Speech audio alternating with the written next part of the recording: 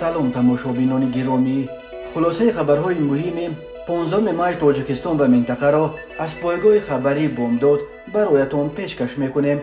شروع میکنیم از یک نگاه کوتاه به سرخط خبر مهم روز در این برنامه. هواپیمای پرزیدنتی 92 میلیون دلار را به دوشنبه آوردند. انتخابات ترکیه، اردوغان و قلیچداروغلو در دور دوم سر به سر میشوند.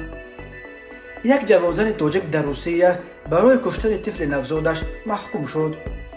مرگ فوجوی افکارمند از جمله رئیس و سرمهندس اداره آب و کاریزی پنجکند.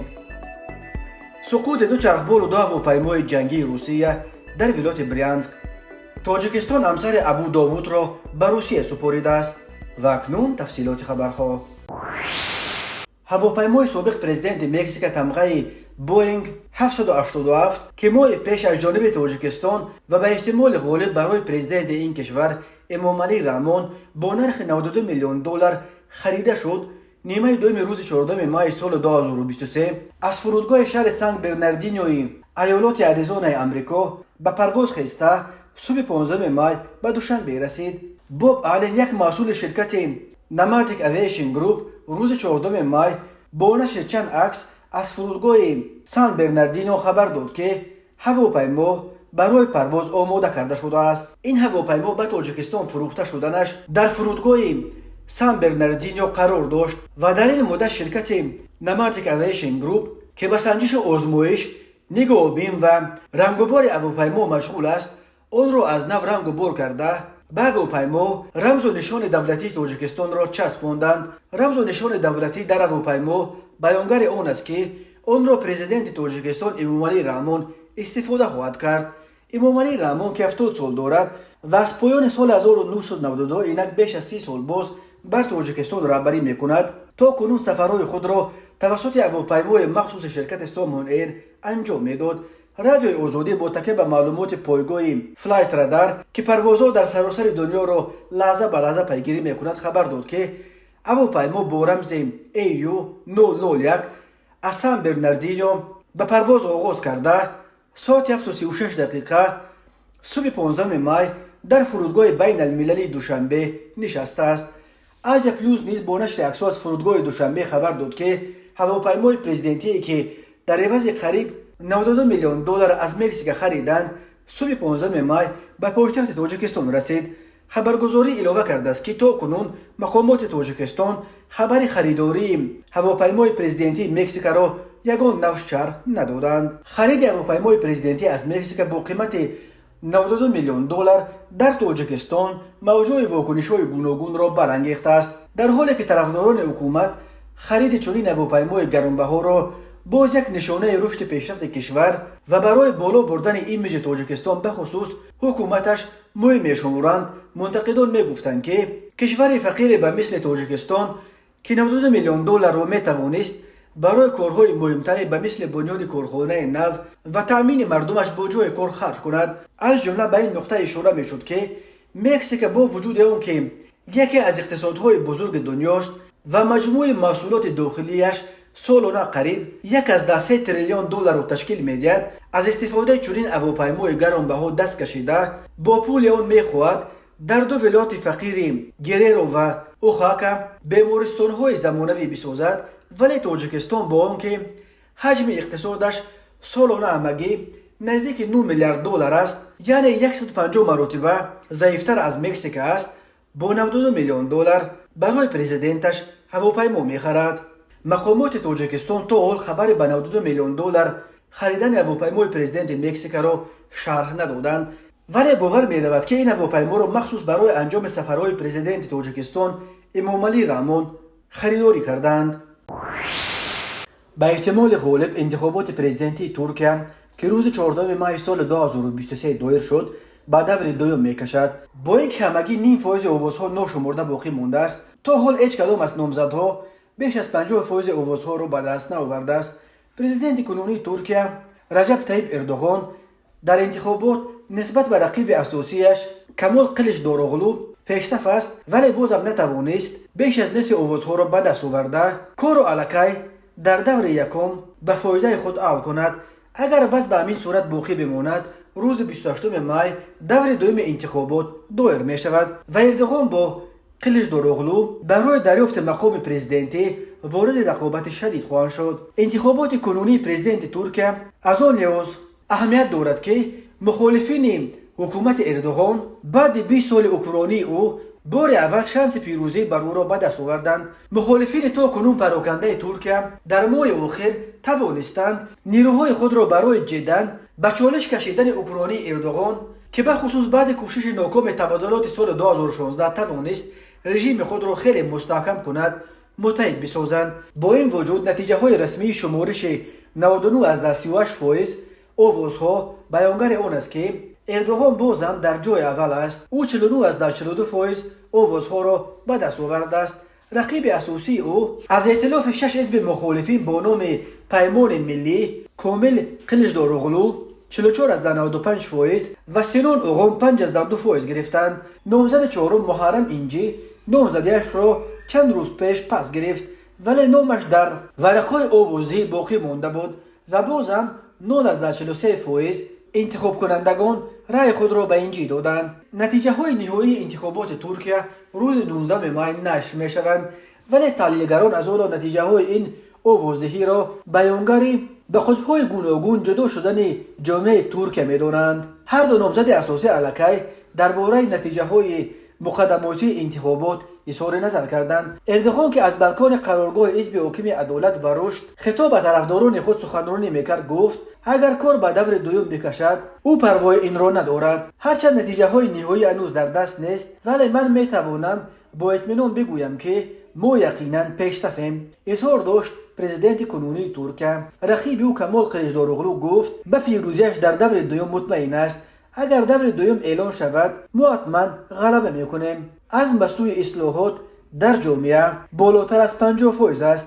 اظهار داشت این نامزد مخالفین که قبلا حکومت را به کوشش ممانعت به اظهار اراده مردم توسط گذرانیدن انتخابات تکراری در ولایت‌هایی که مخالفین پیشدستند ایبدار کرد. بنا به نتیجه های مقدماتی که کمیسیون مرکزی انتخاباتی ترکیه اعلان کرد پیمان جمهوری خواهان برابری حزب اردوغان 49.3% آوازها یا تقریبا 322 کرسی از 600 کرسی پارلمان را به دست می آورد. ائتلاف مخالفین یا پیمان ملی 35.19% آوازها یا 212 کرسی پارلمان را صاحب می شود.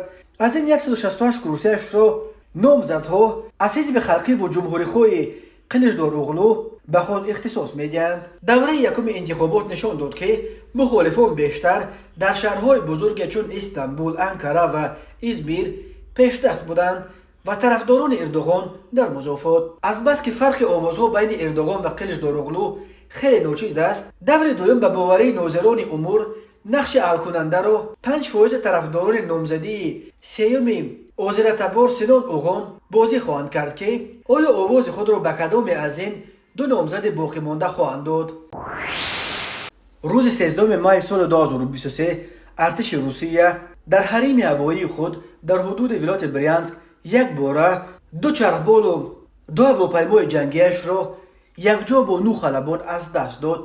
روسیه ماه مارس سال 2022 نیز در یک روز 7 طیاره جنگی خود را در فضای اوکراین از دست داده بود ولی این بار اول است که چرخبالا و هواپیماهای جنگی روسیه در داخل قلمرو خود این کشور هدف حمله قرار گرفتند و چنین تلفات سنگین دادند. نشریه روسی کمرسانت با تکیه به منابع خود خبر داد که یک گروه تکنیک هوایی جنگی مربوط به قشون‌های هوایی و فضایی ارتش روسیه عبارت از طیاره جنگی سو-35، طیاره بمب افکن و قیرکننده سو-34 و دو چرخبال جنگی نو می-8 در فضای ولایت بریانسک روسیه در عمق 40 کیلومتری خاک روسیه مورد حمله موشکی قرار گرفتند و سقوط نمودند. بعض خبر داد که هیئت اکیپاژ هم چرخبالا و هم طیاره ها که عبارت از 2 نفر بودند از جمله 3 عضو اکیپاژ چرخبالای می-8، 3 عضو اکیپاژ چرخبال دوم می-8، یک خلبان طیاره بمب افکن و قیرکننده سو-35 و 2 خلبان طیاره جنگی سو-34 در نتیجه عملیات کشته شدند. ولی والی ولایت بریانسک الکساندر باگاماز تنها سقوط یک چرخبال را تایید نموده گفت که بر اثر سقوط چرخبال 5 بنا آسیب دیده یک زن جراحت برداشته است.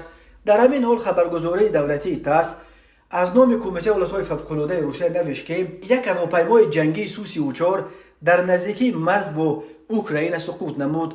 هم تاس و هم ولی برینسک سبب سرازیر شدن چرخبال و طیاره جنگی روسیه را شرح ندادند. در ویدیوهایی که کاربران شبکه‌های اجتماعی از برینسک در اینترنت نشر نمودند دیده می شود که 2 چرخبال جنگی و 2 طیاره جنگی در یک فاصله کوتاه سقوط داده شدند. بنا به معلومات به دست آمده باید این گروه طیاره ها و چرخبال ها با فرمان قشون‌های هوایی روسیه ولایت چرنیگوف اوکراین را زیر حمله قرار می‌دادند. از روی نقشه می‌بایست سو-35 چرنیگوف را بمباران می‌نمود و سو-34 آن را از حمله موشکی ارتش اوکراین محافظت میکرد. چرخبال‌ها باشد در حالت سقوط سو-35 خلبان‌های آن را نجات داده به پایگاه هوایی انتقال می‌دادند، ولی همه آنها به دام از پیش آماده شده افتاده سرازیر شدند. کمیرسان تاکید می‌کند که هر 4 تکنیک توسط موشک‌های نوی هوا به هوای اوکراین زده شدند، ولی تلگرام کانال‌های نزدیک و حکومت روسیه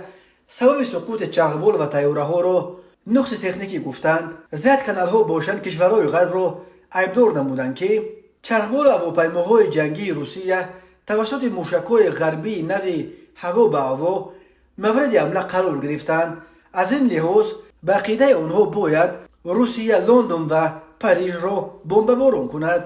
وزارت مدافع روسیه و وزارت مدافع اوکراین قضیه را شرح ندادند. در همین حال سابق جانشین یکم وزیر کارهای داخلی اوکراین انتون گراشنکو نوشت که چرخبال‌ها و طیاره‌های جنگی روسیه از طرف سیستم مدافعی ضد هوایی یا پی‌وی خود روسیه در برینسک مورد حمله قرار گرفتند. من برای همین شبکه پی‌وی برینسک روسیه را دوست می‌دارم.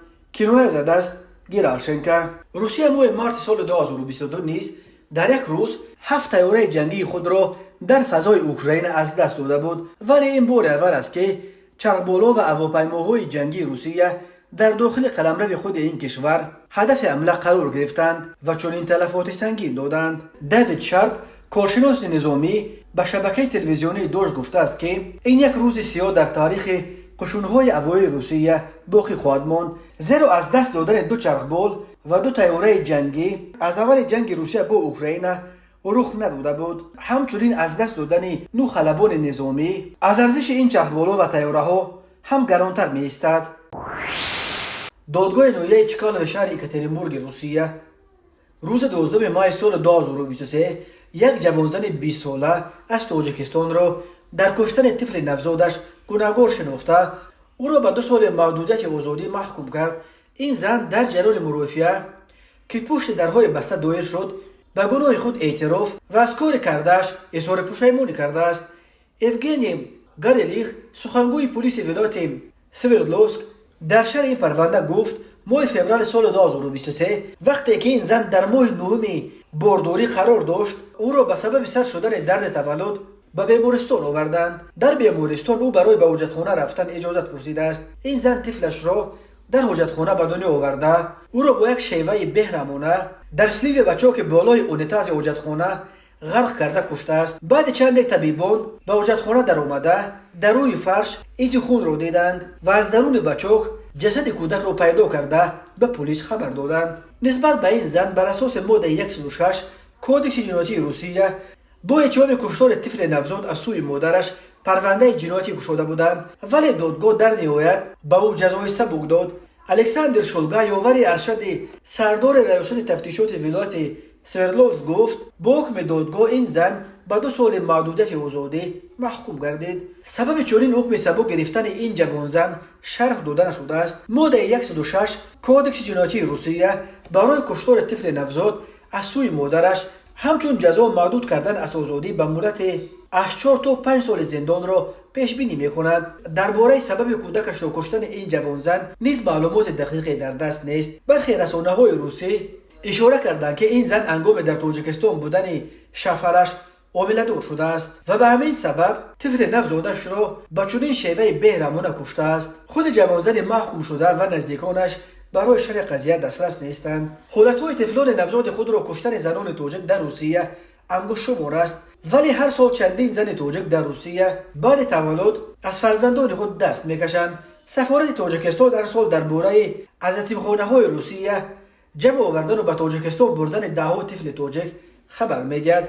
گفته می شود که این زنها در بیشتر وقت از فرزندان دست میکشیدند که در نتیجه مناسبت‌های غیر شرعی به دنیا آوردند. ترس شرمنده شدن در چشم خویش و تبار و همسایه‌ها آنها را وادار میکند که از بر طفل خود گذرند. تماشابینان عزیز، یادآور میشویم خلاصه مهمترین اخبار تاجیکستان را از پایگاه خبری بامداد تماشا دارید. برنامه را ادامه میدهیم. در ولایت سوخت که در اجرای نقشه دعوت بهاری به صف قوه‌های مسلح تاجیکستان از دیگر منطقه‌های جمهوری عقب مانده است، مقامات به خاطر اجرای نقشه خود سرانه دست به اقدام‌های غیر مقرری و در اصل غیر قانونی دست میزنند.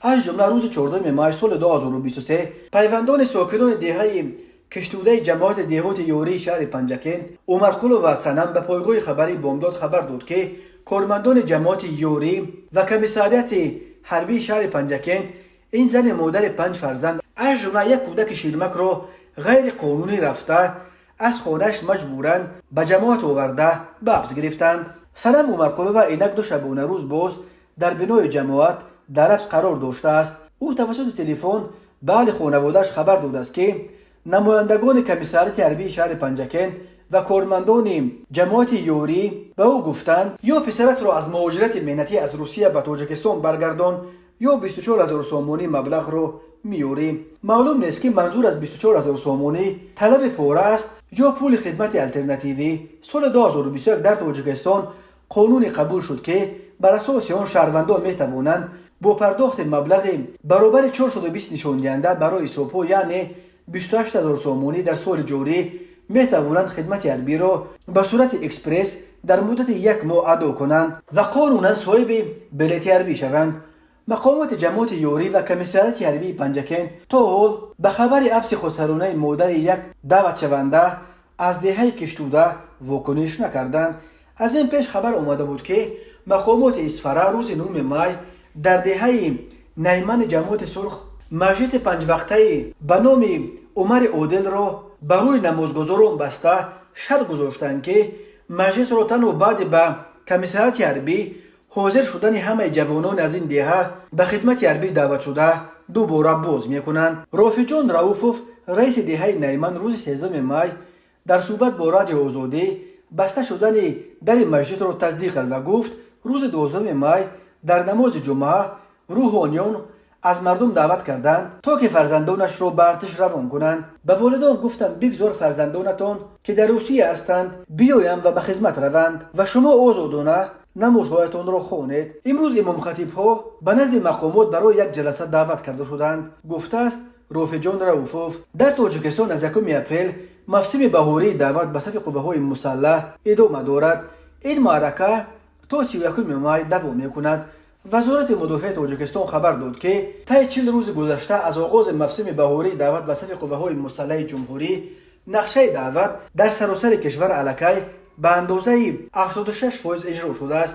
بنا به اطلاع رسمی نقشه دعوت در ولایت مختار کوهستان بدخشان و شهر دوشنبه 100% در شهر و ناحیه‌های تابع جمهوری تا امروز به اندازه 77%، در ولایت ختلان 73%، ولی در ولایت سوخت 68% اجرا شده است. دعوت به صف قوه‌های مسلح تاجیکستان در سال 2 مرتبه در بهار از 1 اپریل تا 31 مای و تیر ماه از 1 اکتبر تا 30 نوامبر دوام می‌کند. هر موسم دعوت به ارتش در تاجیکستان همراه با شکایت‌ها از ابله جریان می‌گیرد.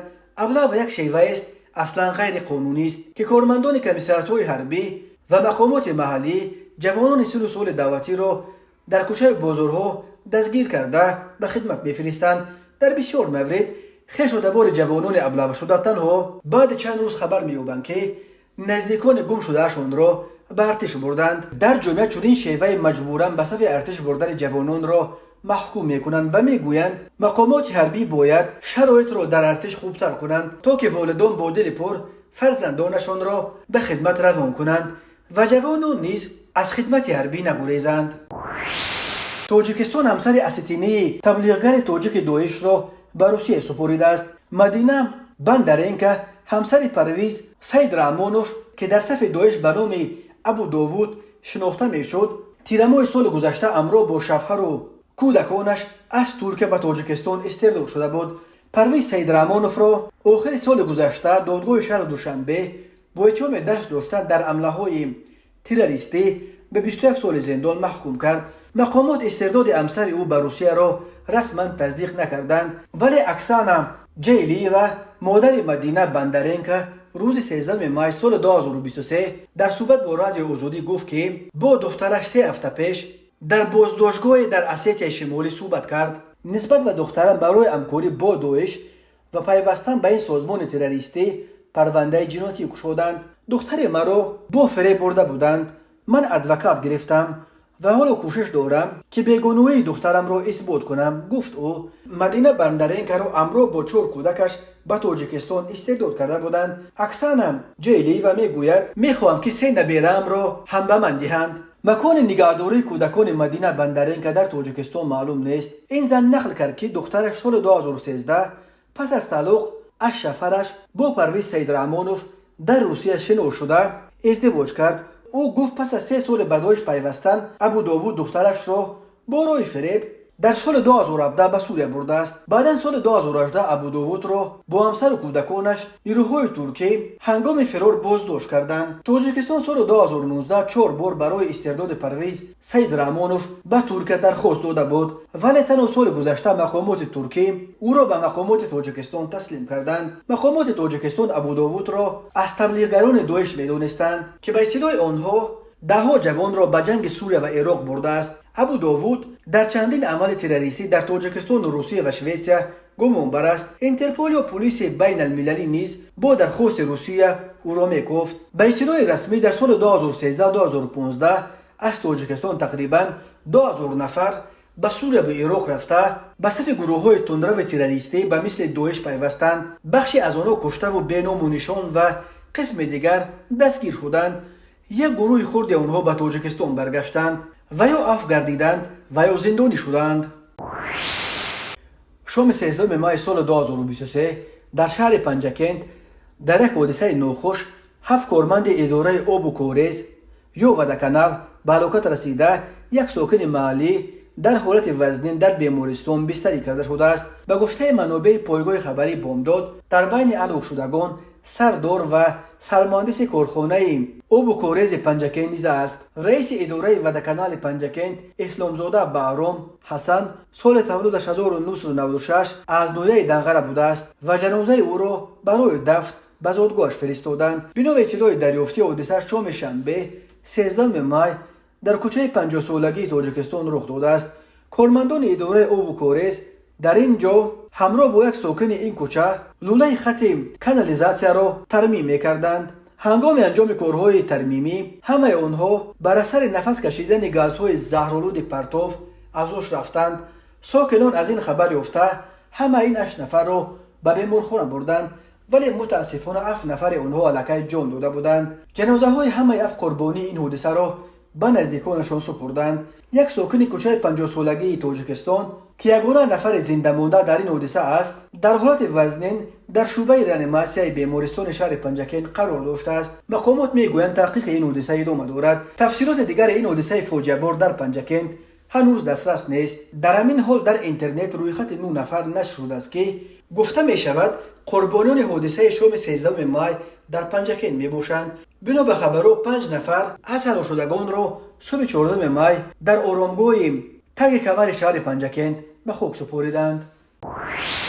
مرکز مطبوعات وزارت کارهای داخلی تاجیکستان خبر داد که طی 2 روز استراحت 13 و 14 مای سال 2023 در 3 صدمه در راههای جمهوری 3 نفر از جمله 2 راننده و 1 مسافر به هلاکت رسیدند. 13 مای سال 2023 تخمین ساعت 22:35 راننده افت-ماشین بارکش تمغه دولان نوریدینوف سوراب سال تولدش 1978 ساکن شهر وحدت هنگام حرکت از سمت شهر وحدت به سمت شهر دوشنبه در کیلومتر 13 راه ماشینگرد دوشنبه کلوب خوروغ از عهده اداره واسطه نقلیات نبرآمده با سرعت بلند به افت-ماشین در کنار راه ایستاده تمغه مرسدس بنز تحت اداره غازیف باباجان سال تولدش 1982 ساکن شهر مذکور و автомашین تمغه خوندای لانتراتات اداره حیدر شوکر سال تولدش 1984 ساکن نوی وسیع برخورده سپس از روی کلون موشنگر بر اومده چپ شده است.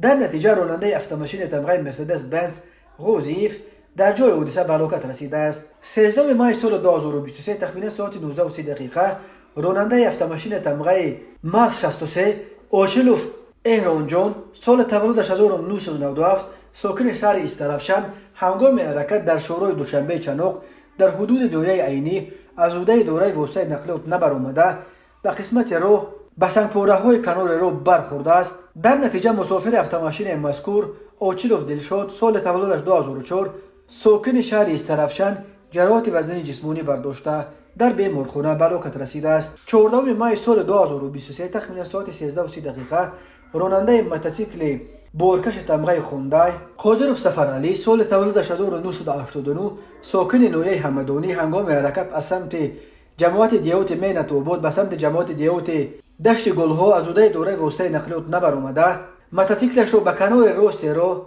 به جویبار آبگذر چپه نموده در جای حادثه به هلاکت رسیده است. وزارت کارهای داخله گفت اوی به این حادثه ها تحقیقات ادامه دارد. تماشابینان عزیز و گرامی، این بود مرور به خلاصه چند خبر مهم امروز تاجیکستان. خبر و گزارش های بیشتر از تاجیکستان و درباره تاجیکستان و اطراف آن را در سامانه پایگاه خبری بامداد در این نشانه پیگیری نمایید: www.bamdad.com. خوش باشید.